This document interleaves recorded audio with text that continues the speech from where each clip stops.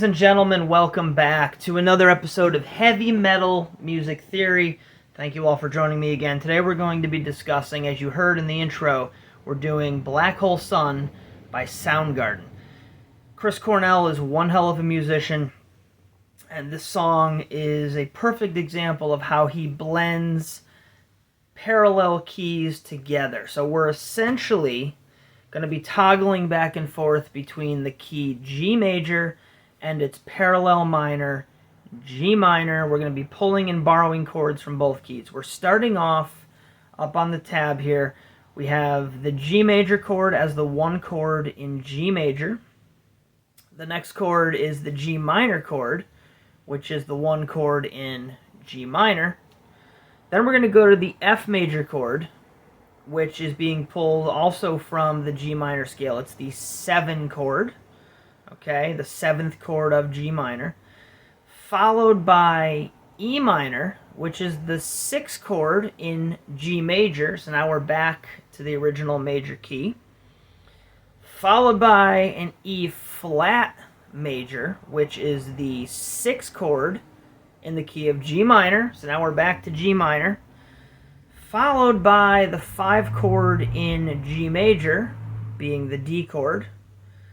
And then the last 3 chords kind of sum up what we've done so far. We have the 1 chord in G major with G, to the F major, which is the 7 chord in G minor, and then we're throwing in an A flat, or a G sharp, depending on the spelling. I'm choosing to think of it as an E flat, or an A flat, rather.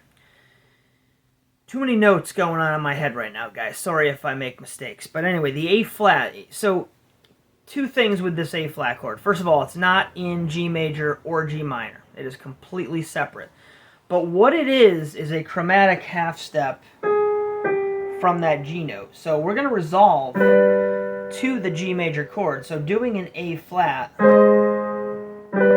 to that G major actually works very well, simply because they're a half step apart. So half-step, chromatic half steps tend to resolve down or up, depending on where you're going. So it's a great little segue back. It's a great way to throw in something kind of shocking, and it gives the impression that you're kind of unfinished, right? Without it actually being a 5 chord.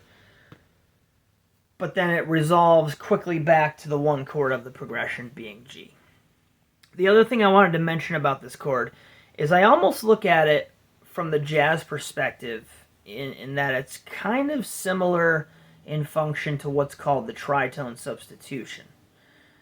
And I'm not going to go into detail on that too much, just basically that the flat 2 chord made dominant can actually resolve back to the 1 chord just as well as a 5 chord, right?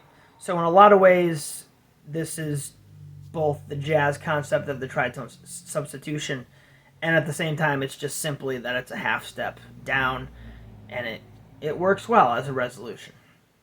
Anyway, very cool song. Love the borrowed chords. Love everything Chris Cornell does. I'm definitely going to do more Chris Cornell in the future. If anybody has any Chris Cornell requests, I'd be happy to take a look at them. As always, thank you for watching, like, subscribe, and I'll see you next time.